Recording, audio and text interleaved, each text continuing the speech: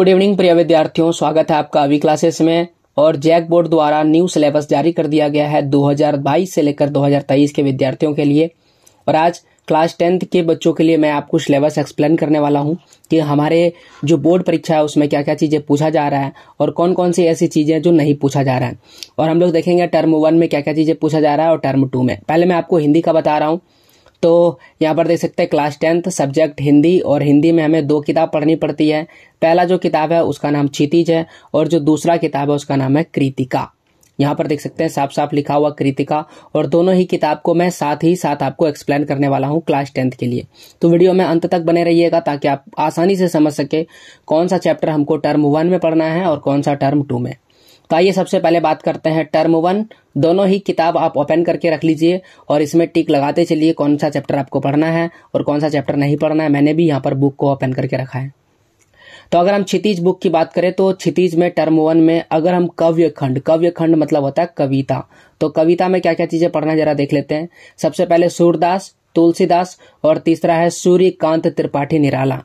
ये तीनों का तीनों पढ़ना है। तो देख सकते हैं यहाँ पर है सूरदास और ये रहा तुलसीदास और ये तीसरा है सूर्यकांत त्रिपाठी निराला।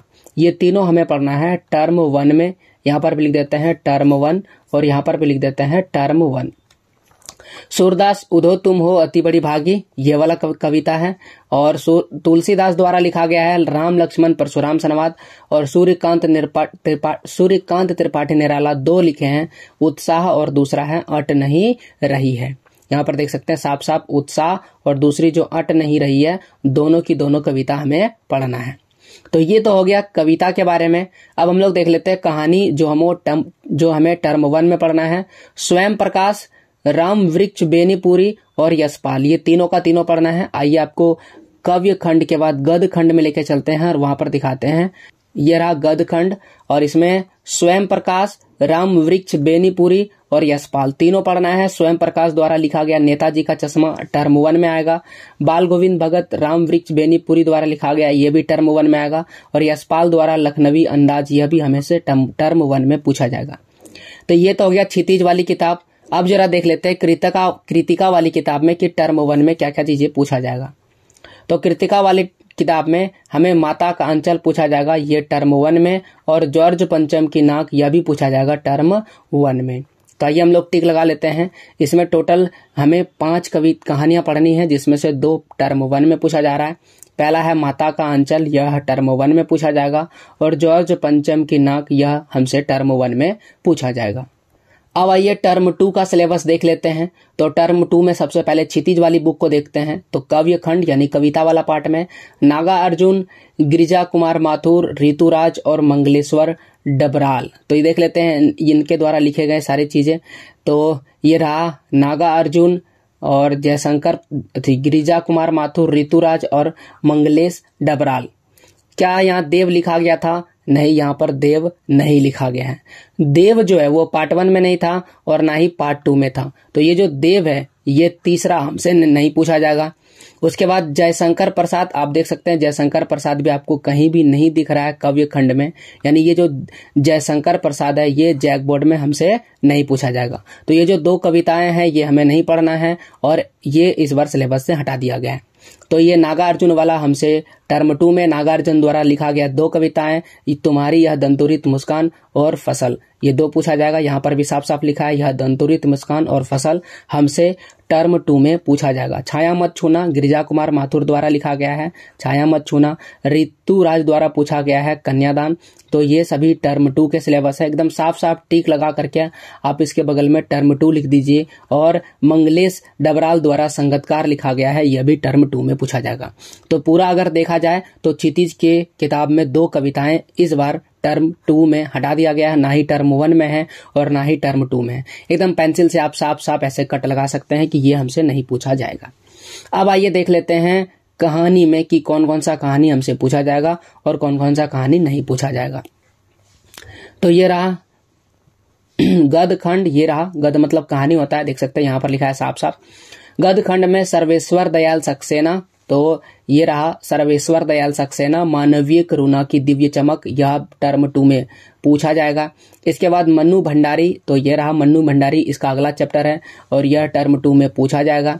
इसके अलावा यतीन्द्र मिश्र, यतीन्द्र मिश्र कहाँ पर है ये देख सकते हैं, यतीन्द्र मिश्र 16 नंबर में है, यह टर्म 2 में पूछा जाएगा।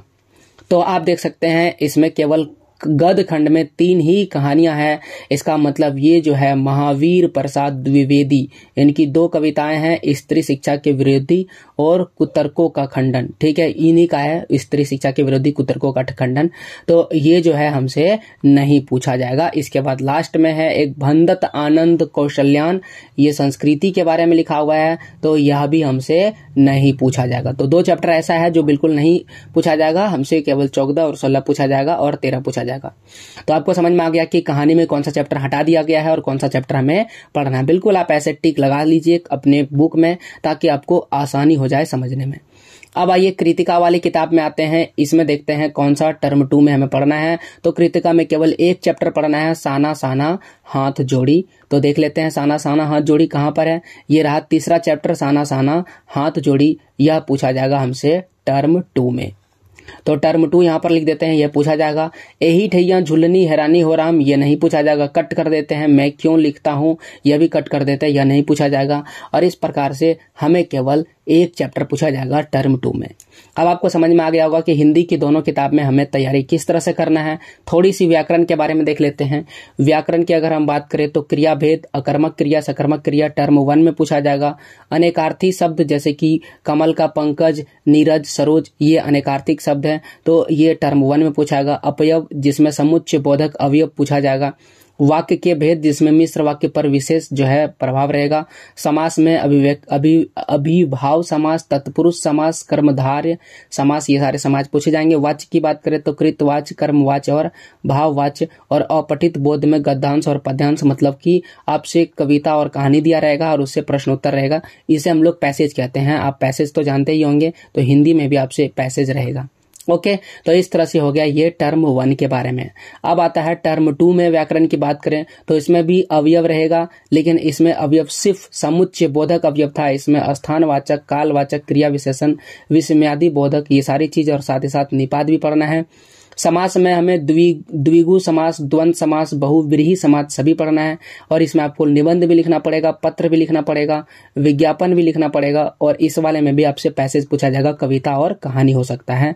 जबकि इस टर्म 1 में पैसे जो पत्र लेखन और निबंध नहीं है, तो ये इंपॉर्टेंट है टर्म 2 के लिए। अब आपको हिंदी का जो है सिलेबस समझ में आ गया होगा। तो ये था हिंदी का सिलेबस जो हमें पढ़ना है। कैसा लगा वीडियो जरूर बताइएगा और बुक में आप टिक लगाइएगा। जो है इसका क्वेश्चन आंसर भी मैं आपको अवेलेबल कराऊंगा, जो महत्वपूर्ण क्वेश्चन आंसर है।